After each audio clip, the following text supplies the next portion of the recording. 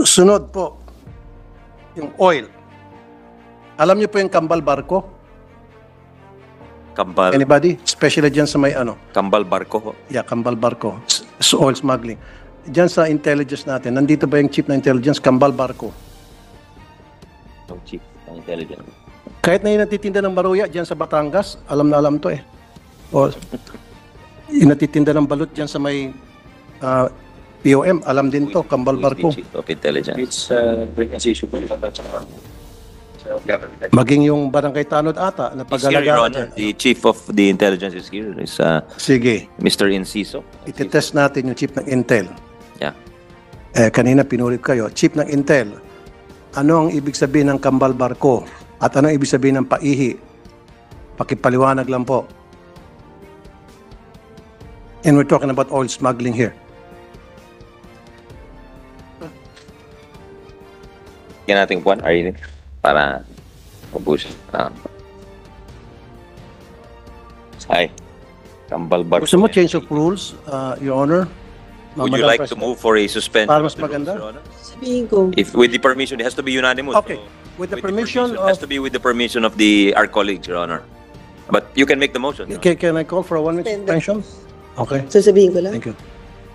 sino magmumove? Kasi kawawa naman, nahirapan siya. Magot siya. Tapos, ano sasabihin?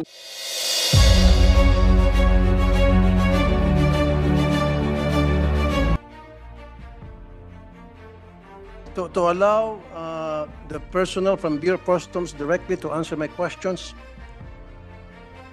Tama. Sige. Hearing no objection, motion is approved. Sa intelligence chief. The intelligence chief, Your Honor. Babae, intelligence chief.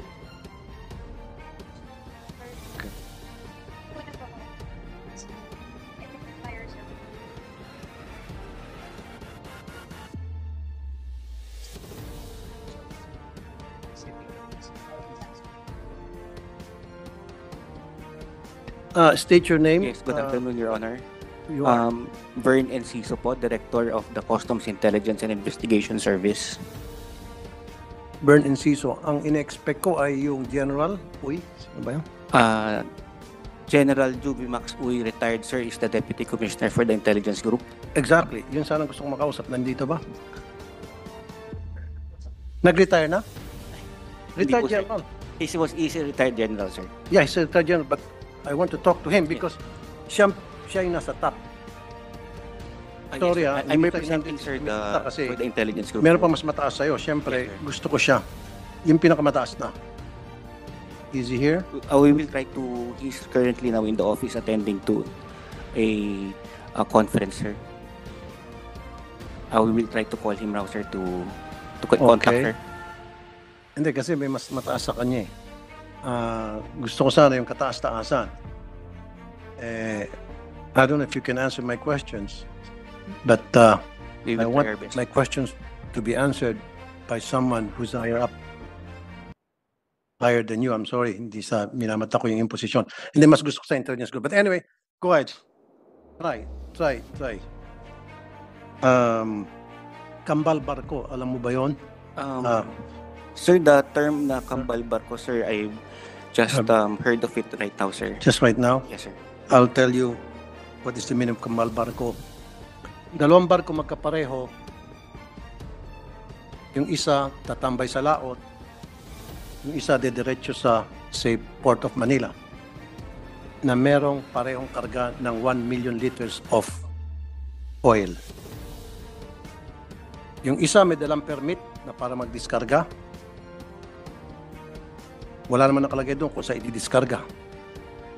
Tapos ngayon, magbabayad ng duties and taxes. Kung ano yung dapat bayaran para sa isang 1 million liters of oil. Matapos mabayaran, alis na siya. At didesign niya, matapos mabayaran, magdidiskarga siya. Siyempre, diskarga sa Port of Manila. Pag nadiskarga niya yung kanyang oil na 1 million liters, sasabihin niya doon sa nakatambay sa laot, nakadiskarga na ako pupunta ka na sa Port of Batangas. Pupunta sa Port of Batangas. Pagdating niya doon sa Port Batangas, hawak-hawak niya, parehong dokumento, pati yung payment na binayad sa POM, magkamukha yung barko eh. Maglalanding siya ngayon sa Batangas. Pagdating sa Batangas, may mga taga-salo. Sasabihin doon, idideklara lang, formality. Nagbayad na kami ng taxes and duties. Ito yung barko na nagdaong sa Port of Manila. Kaya lang, yung depot namin doon, puno na, wala mga truck available, kaya i-divert namin dito sa Batangas. Pero bayad na kami. Magdidiskarga sila doon. So isang barko lang na bayaran, nakapagbayad. Your Honor, sir, with the current procedures and documentary requirements for the discharging of such commodity, which is in this case fuel, once paid, the fuel now is with the fuel marking program. Doping is done for this supposed tax-paid fuel. So, upon discharging on another port, it is also mandatory for the fuel marking testing for all discharging vessels, sir, before they can discharge. That's the current procedure, sir. I know, there is a procedure in place. Tama. However, kapag ang sumasalo na kung saan babagsak yung smuggled oil na hindi na imposible lahat. Tama? Kung yung Bugatti nga na Chiron nakapasok nang wala man lang diniklara na kahit anong dokumento, di ba? Ito pa kaya. Yes, Your Honor, sir. Tama? Yes, Your Honor. Nangyari. Pai. Alam niyo po yung paihi, sir. We've heard of that modus operandi, sir. Paano po yung paihi modus operandi kung tatanungin ko po kayo? Your Honor, sir, the paihi is the ship side or the discharging of supposed fuel in the open waters, and then this is brought to land by another vessel coming from the said mother vessel, the paihi system, sir. And it's been happening for the longest time, and it's still happening time and time again. So what is being done here? Ano po yung ginagawa ng Bureau of Customs? Kasi pwede kayong makipag-usap dito sa Philippine Coast Guard. Patuloy pa rin po nangyari ito, lagana pa rin po yung paihi. Tama ka, nasa international water, yung isang barko na naglalaman ko ilang milyon na litro ng oil, and then may mga barge doon na paglalagyan nito mga oils. Bawat barge, maglalanding yan sa mga private pier. Sa iba't ibang private pier. Madalas sa Batangas. Yes, Your Honor. At pagdating doon sa private pier, nandun yung mga lorry. Alam mo yung lorry? Yes, sir. Yung mga truck. Pila-pila yan. Kakarga doon. Diretso na sa depot. Your Honor, sir, the modus operandi is, we acknowledge it's really happening, and based on records, for 2023, the Bureau of Customs has already apprehended 714 million of smuggled fuel.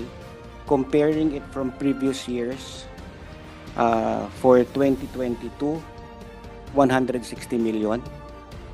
And for 2021, 6 million. So we could see, sir, that the Bureau of Customs, Your Honor, sir, is doing its efforts in curtailing this said modus operandi, with the help also, Your Honor, sir, with the Philippine Coast Guard, Philippine Navy, and other government agencies, Your Honor. Tama yan, sir. Pero kung minsan selective po yung panghuli.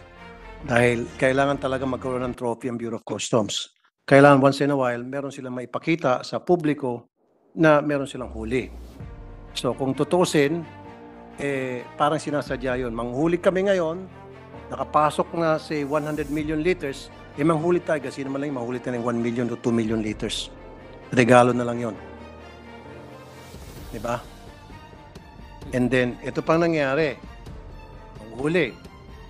Sabihin natin hindi lang sa oil, misdeclaration. Alam niyo po ito sa Bureau of Customs. Wala ka nang kinalaman dito, pati sasabihin ko lang sa iyo. Nakatingin si minority. Manguhuli kayo ng misdeclaration, di ba? In some cases, yung misdeclared ng mga items, may lalagay sa seizure. Tama? Especially pag bawal yung items. Tama? Yes, Your Honor. Pagdating po doon sa after na mga seizure, i-auction to. Pagdating sa auction, moro-moro sapagkat nakaantay na doon yung mga tauhan ng smuggler na nang-misdeclare. I'll mention to you itong mga tauhan ng mga smuggler na tagasalo ng mga misdeclared items na na-seizure na sila po ang palaging nananalo time and time again sa lahat ng auction. Robert Uy, Aris Rojas, Chris Tagle, Daniel Brito, Edward Uy, Gina, Casey, Orlan, Willie. Every single auction, sila lang nananalo, wala nang iba pa. For so many years, sila, pangalan nila palaging lumuluta.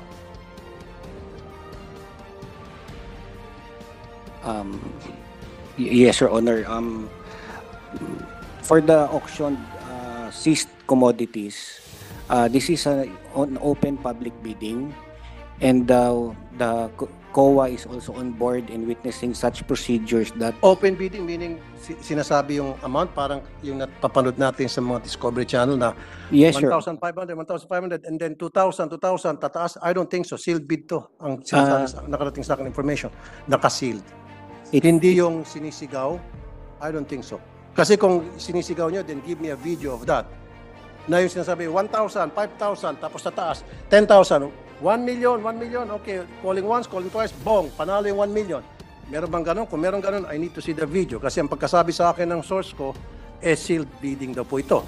Nakalagay sa envelope, naka-sealed, and then sasabihin, kunyan, nandiyan yung mga taga-COA, kung sino-sino pa sinasabi nyo, and then bubuksan, at ang nanalo ay, na pwede mang moro-moro na lang, at ang nanalo ay, ito mga pangalan binanggit ko, palagi.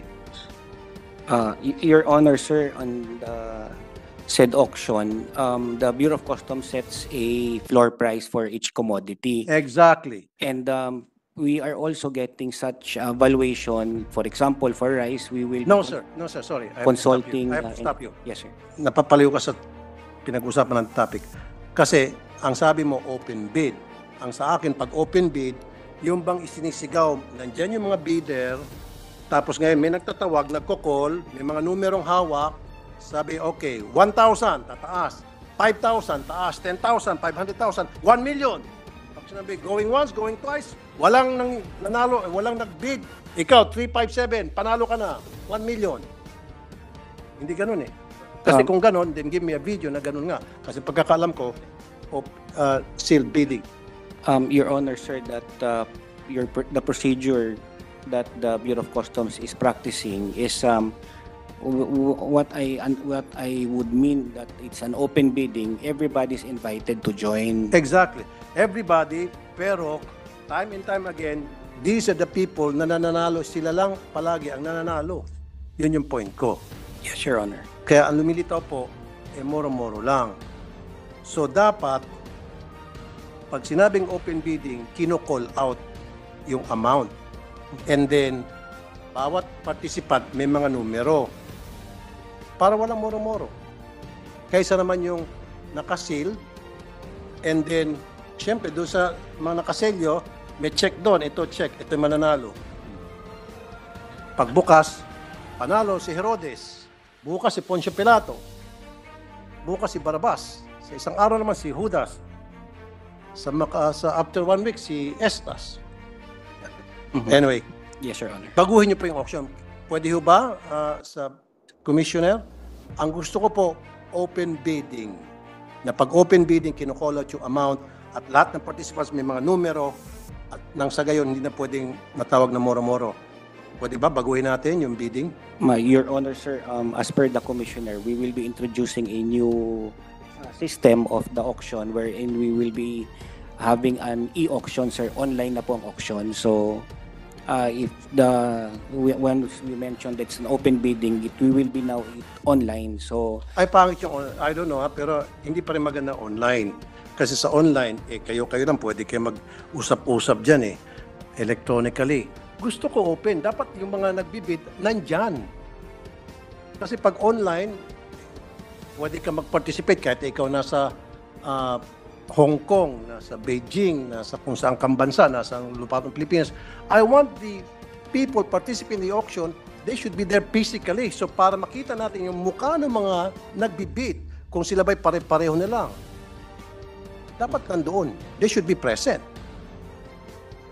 Sir, the one that you mentioned, the procedure, that is now the current procedure that is being done.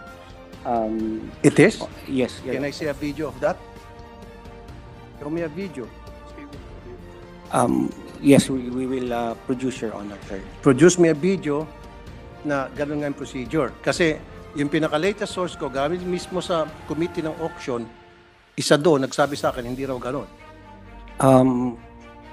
The auction that is being done is posted live in our Bureau of Customs Facebook pages. We will try to retrieve it now, sir. Kino-call out yung amount tulad ng sinabi ko? The calling of amount is once the bidding or the bidder has already submitted his bid and it's being called out. Hindi po, sorry ha. Ang sinasabi ko magsasubmit. Ang sinasabi ko, real time. Right there and then. Nakapanood na ho ba kayo? Yung Yes, sir. gano'n ang ibig sabihin, hindi yung magpapadala si bidder. No, sir. The procedure, sir, Your Honor, sir, real time in the sense, sir, that all of the participants or the bidders are present together with the witnesses. The opening of the bids of the bidders is open simultaneous, and Okay. the calling out of the winning bidder is also done on that same day. And they're there Yes, Your Honor, sir. at nagbabanggit ng amount at Yes, Your napapataas ang amount. Yes, Your Honor, because they will be posting the performance. Make sure na you're saying, I don't want to put on oath kasi baka mamaya ma-contempt ka. Make sure kasi yung source ko galing mismo sa taga-auction mismo. Siya mismo nagpapatunay and he's member of the auction committee na hindi ganon. Nagkakaiba kayo ng impormasyon. Siyempre, mas pagkakatiwalaan ko yung taga-auction na source ko. Yes, Your Honor. As per commitment, sir, we will be submitting such video and Submit mo sa akin. yes, Your Honor. And itong mga sinasabing mga palagi na lang nanalo sa auction, paimbestigahan nyo. Okay? Thank you. Next. Pinuri ka kayo dun sa vape. Ano huli? Sino po yung may-ari ng vape na 1.4 billion? At paano po nakalusot yun?